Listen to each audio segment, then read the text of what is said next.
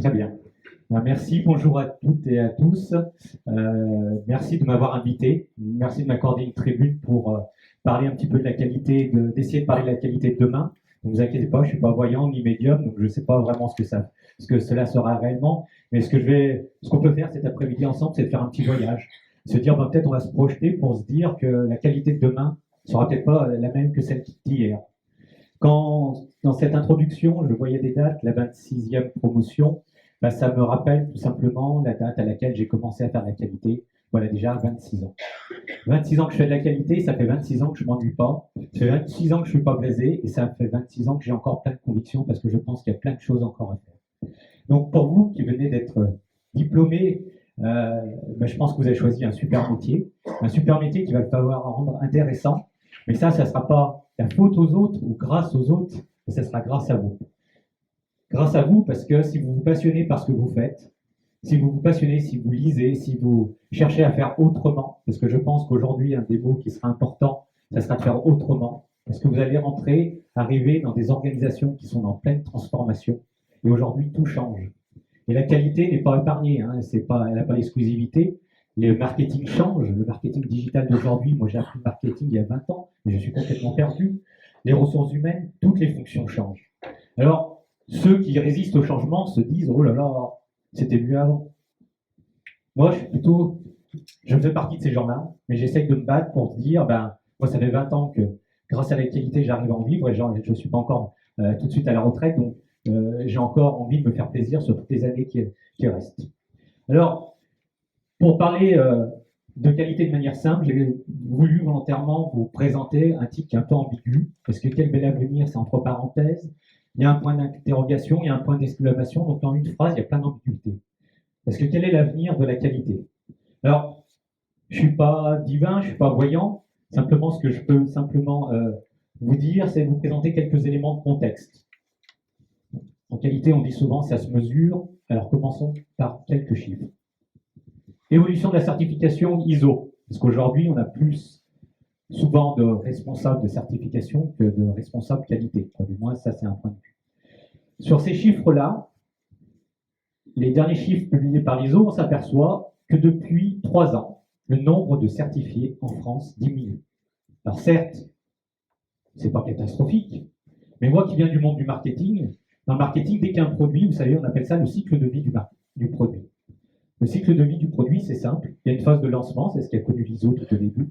Il y a une phase de croissance, ça marche. Il y a une phase de maturité. Et après la phase de maturité, les marketeurs vous diront qu'il y a une phase de déclin.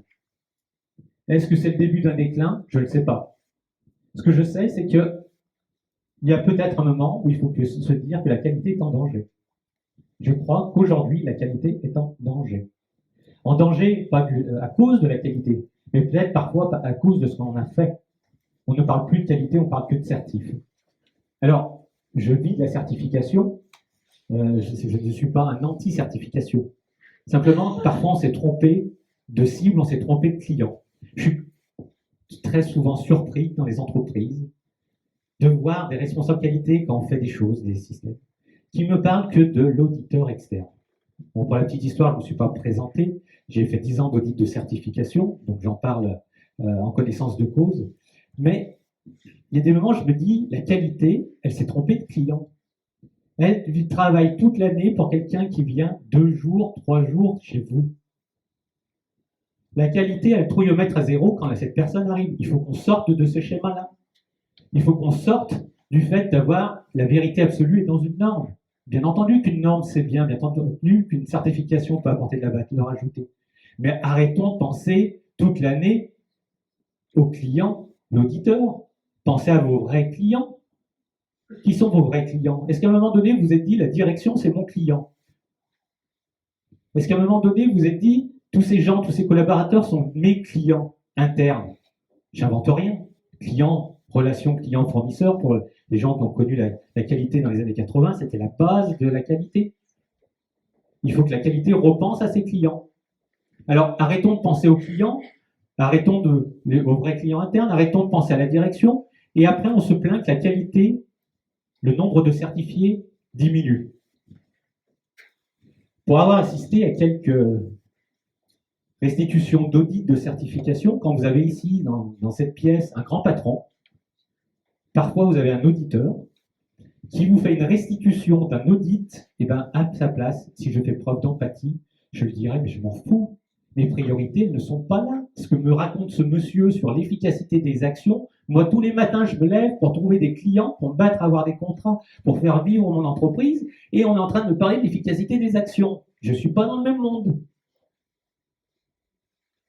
Alors après, on essaye de démontrer que tous ces modèles de certification contribuent à la performance. Moi, j'en suis convaincu. Mais faisons les choses de manière intelligente. Redonnons du sens à tout ça. Redonnons du sens à la qualité. Ne faisons pas de la qualité visible. La qualité visible, c'est celle qui prend la forme d'un certificat.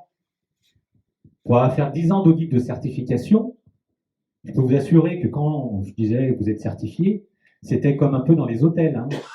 Vous avez des certifiés 1 étoile, je ne sais même pas si ça existe, c'est-à-dire des Formule 1, hein, c'est 2 étoiles. Puis vous avez des certifiés Mercure. Et aujourd'hui, le système de certification ne fait pas la différence entre ça. Il y en a qui font de la certification pour être certifié, puis il y en a qui font de la certification pour progresser. Si vous travaillez dans des entreprises demain, c'est ce que je vous souhaite, dans la deuxième catégorie, vous allez vous éclater. Si vous travaillez dans la première, vous allez vous ennuyer. Aujourd'hui, ça diminue. Alors, les gens disent, il y a la 2015, ouf. Ben, moi, je suis sur le terrain. La 2015, ça n'a pas révolutionné. Hein. Moi, sur un nouvel ouvrage que j'ai écrit, j'ai dit que ça affole que le microcosme de la qualité, ça affole pas les entreprises. Aujourd'hui, on commence à parler de la qualité. Elle est sortie en 2015, je peux vous assurer que une grande partie d'entreprises attendent 2017, voire 2018, le plus loin pour passer à la 2015. Mais je pense qu'il y a un certain nombre d'entreprises qui vont aussi arrêter la certification. Parce que les clients ne le demandent plus forcément. Parce que le patron, il dit encore ça à faire, encore ça. Même si le fond de la révision est excellent, hein, je ne critique pas du tout le fond. Je dis simplement qu'il faut repasser la certification au bon endroit, avec les bons objectifs, redonner du sens à tout ça. Donc ça, c'est le premier élément. Hein, donc, moins 0,2% au niveau mondial et moins 4,3% au niveau national. Je pense que l'année prochaine, ça va encore continuer à diminuer. On sera encore sur une phase descendante. Bon, je vous ai mis d'autres référentiels pour voir que dans d'autres domaines, des normes évoluent. Hein, et qu'en France, il y a aussi des différences assez notoires. Sur la 14001, moins 21%, plus 8% au niveau mondial. Okay, donc, j'insiste bien parce que quand je fais ce type d'intervention, on me dit, bah, tiens, lui, il n'aime pas l'ISO. C'est pas du tout ce que je veux dire. Ce que je veux dire, c'est l'ISO, c'est un très bon outil, mais il faut le faire avec intelligence. Alors, dans les éléments de contexte, ça, c'est un premier élément. Le deuxième, c'est dans les organisations, c'est que le temps, ça devient une denrée rare qui est vraiment en voie de disparition.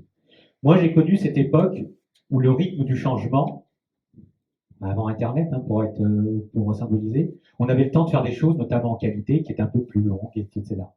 Aujourd'hui, on est dans cet univers-là. Tout va très vite, tout va très vite. D'accord ? Donc, si on garde des organisations qui sont conçues avec mon premier schéma, eh ben, on peut être en souffrance. Je rencontre de nombreuses entreprises qui sont en souffrance parce qu'elles ont du mal à s'adapter au rythme du changement. On ne peut plus travailler aujourd'hui comme on le travaillait hier. Tout est à repenser. Prenons un exemple. Aujourd'hui, on travaille dans les entreprises avec les mails. Les jeunes qui arrivent sur le marché du travail ne travaillent pas avec les mails, ils travaillent avec les réseaux sociaux. Demain, les entreprises auront des réseaux sociaux internes, du Facebook interne. C'est une certitude. Pendant des années, la société civile, c'est-à-dire nous étions en retard sur la société professionnelle. Il y a 15 ans ou 20 ans, vous aviez un super ordinateur au travail et chez vous, vous aviez peut-être un Minitel. Aujourd'hui, la société civile va plus vite que le monde professionnel dans de nombreux domaines. La société civile va beaucoup plus vite. Les réseaux sociaux, ça vient de la société civile. Les entreprises sont en train de s'organiser. Microsoft vient de racheter une société qui s'appelle Yammer pour faire du réseau social type Facebook. La société civile fait du Wikipédia. Dans des entreprises, pour gérer les connaissances, on est en train de faire du wiki. Donc, tout va changer. La digitalisation va transformer les organisations. Alors, on peut le prendre comme une contrainte, moi je le prends comme une véritable opportunité. Autre point, donc sur la certification qui connaît une baisse de régime dans le cœur des patrons, j'en ai parlé.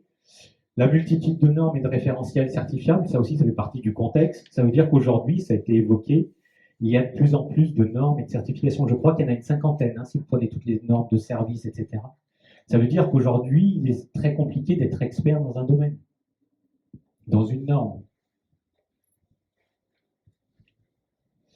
Le client ne se contente plus d'une qualité certifiée. Avant, c'était, il faut être, moi, quand j'ai commencé dans l'industrie en 89, les clients disaient il faut être certifié. Aujourd'hui, il y en a encore dans certains secteurs d'activité qui disent qu'il faut être certifié, mais aujourd'hui, ce que veut le client, c'est de percevoir la qualité, plus qu'une qualité qui soit affichée. Et enfin, dans les éléments de contexte, même s'il y a des études qui essaient de le montrer, mais c'est très difficile à démontrer, c'est-à-dire que la certification contribue à la performance. Un système de management de la qualité contribue-t-il à la performance? Je pense que oui. Comment arriver à le démontrer? Pour un patron, c'est compliqué. Un patron, lui, ce qu'il veut, il est câblé ROI. Je donne, mais ça me rapporte combien? C'est le cadre de référence du patron. Ce que j'écris dans le bouquin qui a été cité, c'est à la qualité de s'adapter au cadre de référence du patron et pas l'inverse. C'est à la qualité de séduire son patron, et pas forcément que de le convaincre. C'est à la qualité de donner envie à dire tiens, finalement, ce que vous faites, ça m'intéresse. C'est pas d'essayer que ce soit l'inverse, que le patron s'intéresse à vous.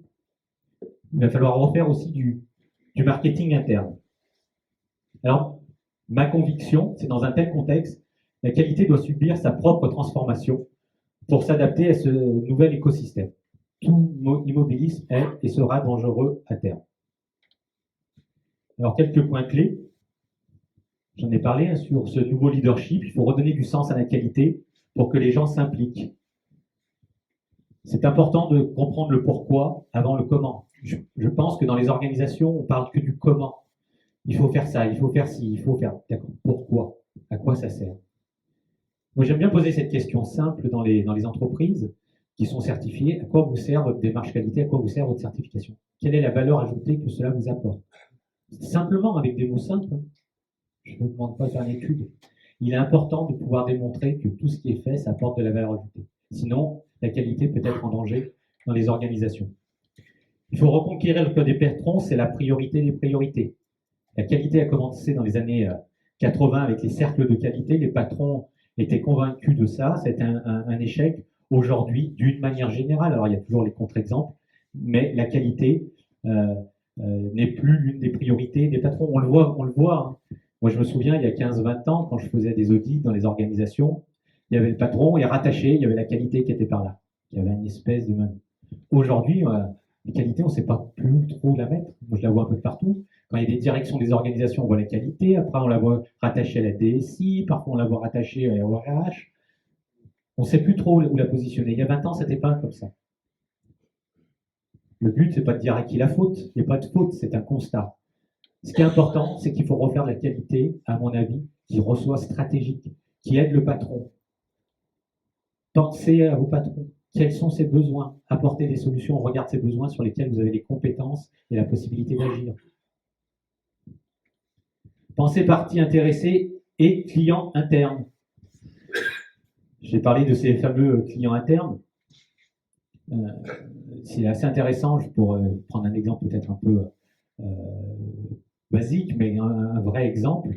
Quand on voit les entreprises certifiées, vous savez, avec la revue de direction. La revue de direction. Je suis assez surpris de voir dans les revues de direction, en moyenne, c'est 70 à 90 transparents. Quand vous posez la question combien dure la revue de direction, c'est 2 heures. Okay. Quand on regarde la structure de la revue de direction, c'est selon les alinéas de la norme. Et bien, les bons élèves pensent qu'ils font une revue de direction selon les alinéas de la norme, en montant tous les graphiques pendant 2 heures, 70 graphiques. Mais quelle est l'efficacité de tout ça? À quoi ça sert? Un auditeur externe qui va regarder votre rapport? Je dis, moi, responsable qualité, est-ce qu'un jour, vous avez demandé à votre direction, est-ce qu'elle était contente de cette réunion? Il faut arrêter aussi que la direction se dise, c'est une obligation de la norme, je fais ce que fait la norme. Non, elle doit être aussi exigeante, il faut que ça lui apporte de la valeur ajoutée. Les audits, des audits internes, qui sont les clients des audits? Vous n'avez pas de clients d'audit? Arrêtez de les faire. S'il n'y a pas de client interne de quelque chose, vous le faites pour qui? Si personne ne vous achète vos résultats. Passer d'une logique de contrainte à une logique également de valeur ajoutée, et optimiser les modes de fonctionnement Lean. Alors quand je mets le Lean, on en parlera un petit peu plus loin. C'est pas forcément tous les outils du Lean. Moi, ce que j'aime bien dans le Lean, c'est simplement l'état d'esprit. Je suis pas un spécialiste des outils, mais moi, ce qui m'intéresse dans le Lean, c'est d'arriver à optimiser les choses et de faire des choses simples. Je vais en reparler un petit peu plus. Alors, je vais essayer de vous donner quelques orientations générales pour cette nouvelle fonction qualité. La première, c'est d'essayer d'accompagner le changement. Le responsable qualité peut être vraiment un coach ou un consultant interne. J'ai la chance et le plaisir d'animer un club de directeurs qualité à Lyon, là où il y a 18 membres, plutôt de grands groupes. On réfléchit depuis plusieurs années là, avec le concours de l'AFNOR sur quel pourrait être le devenir de la fonction qualité. Et lors d'une séance de travail, il a paru le terme d'être un consultant interne. C'est-à-dire que la qualité est souvent l'image du sachant. Je suis l'expert de la norme, venez me voir, vous savez, le professeur, celui qui sait. Demain, c'est pas celui qui sait qui va faire la différence. C'est celui qui sait s'adapter à son écosystème, à son environnement et qui pourra accompagner le changement. Beaucoup de gens sont en souffrance dans les organisations parce qu'ils ont peur du changement. Ils ont peur de sortir d'une zone connue pour aller vers l'inconnu, pour aller faire autre chose. Ce que je sais faire me rassure. Ce que je veux faire et ce que je ne sais pas faire m'effraie. Accompagner le changement, rassurer les gens. Soyez ce coach interne. Et là, il y a un vrai besoin et il y a un vrai défi à poser. Soyez un gestionnaire, faites du terrain, faites des choses opérationnelles, mais soyez un visionnaire. Ne passez pas votre temps à regarder derrière ou regarder devant vous, regardez loin. Sentez les choses. Faites preuve de leadership dans vos fonctions. Donc ça, premier point qui me semble important, c'est de passer d'une image de sachant à une image de coach. Alors c'est pas simplement pour faire de la sémantique, mais laisser la porte ouverte. Les gens doivent avoir envie de se confier à vous. Accompagnez-les. Le changement fait peur. Le changement fait peur et aujourd'hui que les entreprises se transforment, on aura de plus en plus besoin de gens qui vont accompagner ce changement. Porter la stratégie, ça fait partie de la qualité des années 80. Ne soyez pas à côté de la stratégie. Vous savez, moi quand je vais dans des organisations, je vois très souvent deux tuyaux. Il y a le tuyau de la qualité, SMQ, tout le politique qualité, on ne dit rien. Puis il y a le tuyau de la vraie vie de l'entreprise, stratégie, budget, etc. Il y a deux mondes à part. Je l'ai écrit dans un bouquin, Nouveau souffle pour la qualité, j'appelle ça, il y a le territoire, il y a une zone franche, c'est le territoire de la direction. Hop, viens pas chez moi, là c'est la stratégie, le budget, etc. C'est mon territoire. La qualité doit accompagner et arriver à porter également la stratégie en interne. Donc l'idée ici, c'est comme l'a précisé Darwin, c'est de s'adapter à ce nouvel environnement et cet écosystème. Deuxième point, et j'en ai beaucoup parlé parce que je pense que c'est vraiment une orientation générale, penser client. Alors il y a les clients externes, sans problème, mais pensez à vos clients internes. Il y a parfois des fonctions de qualité qui ont l'impression d'avoir un peu du pouvoir et parfois ça donne le rôle d'un sentiment de petit chef, c'est fini ce temps-là, les petits chefs là, c'était bon il y a 10, 15, 20 ans, c'est fini ce temps-là. Il n'y a plus des petits chefs. Pensez client, pensez que vous avez des clients. Délivrez-leur des choses qui soient sympathiques, fonctionnelles, agréables. Ne soyez pas que porteurs de contraintes.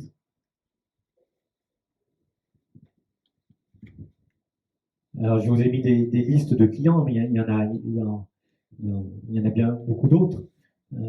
Avec ce groupe-là que j'évoquais, la semaine dernière, on a fait une séance sur l'audit qualité, etc. Et je leur disais qui sont vos clients de l'audit. Et à la fin, ils se sont rendus compte qu'ils ne mesuraient pas la satisfaction. Parce que lorsque l'on fait des audits en interne, pourquoi on ne va pas mesurer la satisfaction des audités? Ça change tout. Ça oblige les auditeurs de se dire, punaise, j'ai des clients. Alors avoir des clients, ça ne veut pas dire ne pas dire les choses. S'il y a des choses à dire, des constats à faire, ça n'a rien à voir. Sauf que je le fais avec diplomatie, je le fais avec bienveillance, et je le fais dans une logique client. La qualité doit sortir de ce schéma purement technique, se réfugier derrière une norme, pour refaire du marketing interne, pour reséduire les gens et pour remobiliser les équipes autour de ce schéma. Autre point qui me paraît important, c'est d'arriver à manager dans la confiance et plus être que dans la méfiance.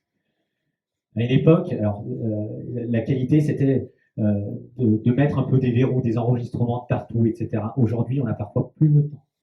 Donc là, cette notion aujourd'hui qui est importante, c'est la notion de prendre en compte les risques. Faites les choses lorsqu'il y a des risques réels. Mais s'il n'y a pas de risque, n'allez pas créer des usines à gaz pour les collaborateurs.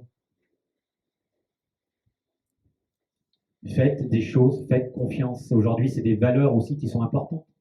En mettant en place des dispositions à certains endroits. Hier, j'étais aussi dans une organisation où il y avait une nouvelle personne qui s'occupait de la qualité qui venait du milieu pharma, donc un contexte un peu particulier. Et elle me disait, mais là, on ne va pas mettre des procédures de partout, etc. J'ai dit, non, ça, on ne va pas mettre des procédures partout. Parce que mettre des procédures partout, ce n'est pas une réponse à une problématique de l'entreprise. La problématique, c'est quels sont les risques et à quel endroit on doit poser des procédures. Donc du coup, ça ne veut pas dire qu'il ne faut plus écrire, mais il faut écrire ce qui est nécessaire au bon moment et au bon endroit, en tenant compte du risque. Pourquoi mettre par écrit ce qui marche et ce qui fonctionne dans une organisation? Alors à l'époque, vous savez, les gens disaient « Oui, il faut mettre par écrit, parce que si jamais la personne n'est pas là, je lui donne la procédure, et puis elle va pouvoir faire. » Ça, j'ai jamais vu dans la vraie vie. Dans la vraie vie, vous savez, les procédures, les modes opératoires, ça c'était la vraie vie d'avant. Ça va exister, bien entendu, encore, et je milite pour ça. Mais prenons une expérience très simple hein, pour ceux qui sont pas très manuels, et j'en fais partie. Donc, si vous avez déjà eu l'occasion, vous savez, de vouloir replier une tente Kesha, les fameuses tentes 2 secondes à déplier, hein, pas replier. C'est fabuleux. Vous la dépliez facilement, et il y a le mode opératoire pour la replier. Il est temps, hein, avec les beaux dessins. J'y suis jamais arrivé. Aujourd'hui, ça veut dire quoi? Vous allez sur YouTube, vous mettez tente Kesha, vous lancez YouTube, et là, je peux vous assurer que vous allez réussir. Ça veut dire qu'il y a un changement aujourd'hui. Parfois, par le papier, on n'arrive pas tout à exprimer. La vidéo va faire partie de vos missions. Il va falloir savoir faire de la vidéo. Parfois, il vaut mieux faire une bonne vidéo qu'un bon long papier. Ah, mais la vidéo, après, on va trouver plein d'excuses, mais la vidéo, c'est simple. Hein. Il ne suffit pas d'avoir un matériel sophistiqué aujourd'hui. Ça, c'était avant. J'ai eu la même expérience pour monter des chaînes en situation de neige, qui est assez rare. Je viens de Lyon. J'étais content, il y a 2 ans, de monter pour la première fois des chaînes grâce à YouTube. Je n'y suis jamais arrivé avec le mode opératoire. Les temps changent. Alors, ça veut dire qu'il va falloir innover aussi. Et ça, je pense que dans les chromosomes de la qualité, l'innovation, ça ne fait pas partie forcément de la culture. Pour la petite histoire, le mot innovation est resté dans la version 2015 jusqu'au DIS. Il était cité 2 fois, mais après on s'est dit c'est peut-être pas forcément approprié, on l'a enlevé. Mais l'innovation aujourd'hui, une boîte qui veut vivre aujourd'hui, elle doit innover. Si une boîte n'innove pas, elle a de fortes chances de mourir. La qualité doit innover aussi. Alors, pour représenter ça, j'aime bien l'image du rétroviseur. Je pense que la qualité est très forte là-dessus, sur cette notion d'amélioration continue. L'amélioration continue, on peut l'expliquer de manière très compliquée. Moi, je l'explique par rétroviseur. C'est très simple. Je regarde comment je fonctionne dans mon rétroviseur et j'améliore. Je reprends le même exemple sur la revue de direction. Je regarde ma revue de direction l'année dernière. Ah ben, les années prochaines, je vais faire une nouvelle, puis j'enlève ces 5-6 transparents. Là, je change un peu ça et j'ai ma nouvelle. Je m'améliore. C'est bien, hein, il faut. Mais ça, ce schéma, il est nécessaire mais insuffisant. Demain, il va falloir créer de la rupture. Il va falloir penser autrement. Pour innover, il va falloir avoir un nouveau schéma intellectuel. En faisant ce travail dans une entreprise, en reprenant mon exemple de la revue de direction, ils ont décidé, c'est pas moi, de faire une revue de direction debout avec un paperboard par pilote de processus. Et on fait du speed meeting sur la revue de direction. Waouh! Il faut avoir le courage de le faire. Ça, c'est un point important. Osez. Ayez le courage de faire les choses autrement. Vous allez flipper le jour où vous allez le faire. Si vous réussissez, vous allez être heureux. Si vous restez dans tout ce que vous avez l'habitude de faire, vous n'allez pas créer. Donc, vous allez prendre des risques. Moi, j'ai pris plein de risques.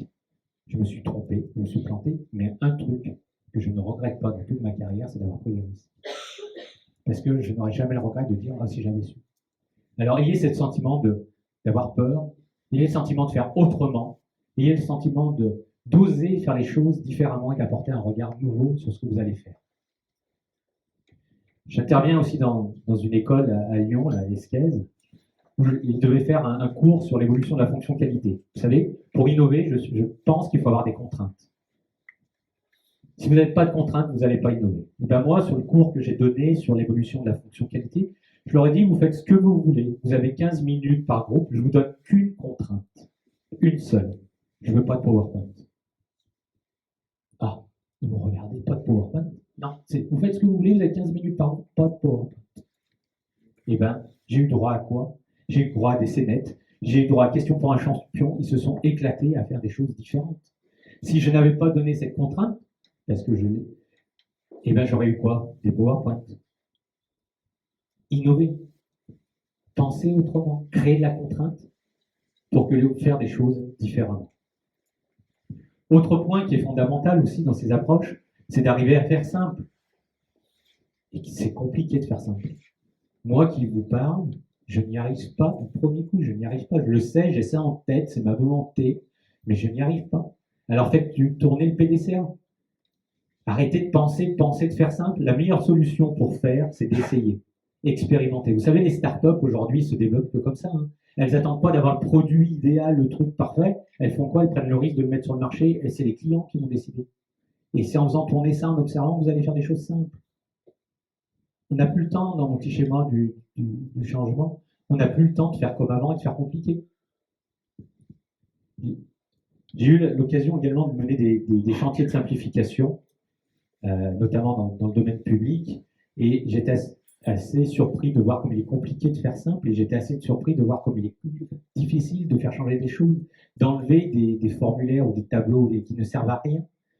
Les gens me disaient, oui, mais avec ce que vous me dites, on travaille en mode dégradé. On travaille en mode dégradé. On ne travaille pas en mode dégradé. Aujourd'hui, la vraie question, c'est de se dire, est-ce que l'on fait, est-ce que c'est important ou pas? Si c'est important, et bien entendu qu'il faut le faire, même si ça prend du temps. Et si c'est pas important, posez-vous vraiment la question, faut-il continuer ainsi? Arriver à faire des choses simples. Alors pour ça, quelques réflexions sur la lean attitude. Ce que j'appelle la lean attitude, c'est la capacité de dire qu'une opération est inutile en l'état, dans le sens où on l'a toujours fait. C'est d'arriver à obtenir un consensus pour détruire ou simplifier des activités et ou opérations à faible valeur ajoutée. C'est arriver à sortir du principe, cela ne prend que 5 minutes. J'ai été militant de ça. Il y a une dizaine, quinzaine d'années, je disais aux gens, ça ne prend que 5 minutes, c'est pas là la vraie question. Est-ce que c'est important ou pas? Oui, si ça prend 15 minutes, on s'en fout, il faut le faire. Si ça prend 5 minutes, même 5 minutes, on n'a plus le temps de le faire. Nos journées sont faites de 5 minutes. Et c'est adopter le principe, le simple n'est pas l'ennemi du bien. Faire des choses simples, ça n'a rien à voir avec un jugement de valeur. Donc là, je vous ai mis une citation, le génie a la capacité à réduire tout ce qui est compliqué à la simplicité.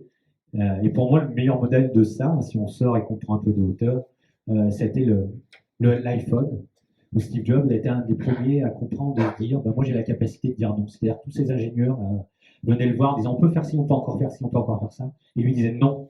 Et du coup, à force de dire non, au lieu de complexifier les choses, comme on a l'habitude de le faire, à un moment donné, lui, il dit, est-ce que c'est essentiel? Allons à l'essentiel. Ce qui marche aujourd'hui, c'est l'essentiel. Il y a 10 ans, on pouvait se permettre d'avoir des notices. iPhone a été le premier à ne pas mettre de notices. Les gens étaient perdus au départ. Pas de notices, mais ça veut dire quoi? C'est un vrai symbole. Pas de notice, ça veut dire que c'est facile à utiliser. Si j'achète un produit que j'ai une notice comme ça, j'ai peur. Surtout si on a un peu le réflexe franco-français, d'abord d'essayer de comprendre comment ça marche et d'aller voir la notice une fois qu'on n'y arrive pas. Faites des systèmes qualité sans notice. Faites des systèmes qualité sans répertoire. Il faut que ça soit simple. À partir du moment où il faut des notices, les gens ne vont pas adhérer. Sortez également de vos zones de confort, j'en ai également un peu parlé, en ayant de l'audace, en prenant des risques, en faisant preuve de courage. Et moi j'aime bien, soyez militant de l'effet waouh. L'effet waouh, c'est le jour où vous verrez votre direction, quand vous allez lui proposer des trucs, elle ne vous dira peut-être pas waouh, mais elle vous dira tiens, ça m'intéresse. Elle n'a pas besoin de dire waouh, mais vous allez voir dans ses yeux, dans son regard, que vous êtes en train de l'intéresser.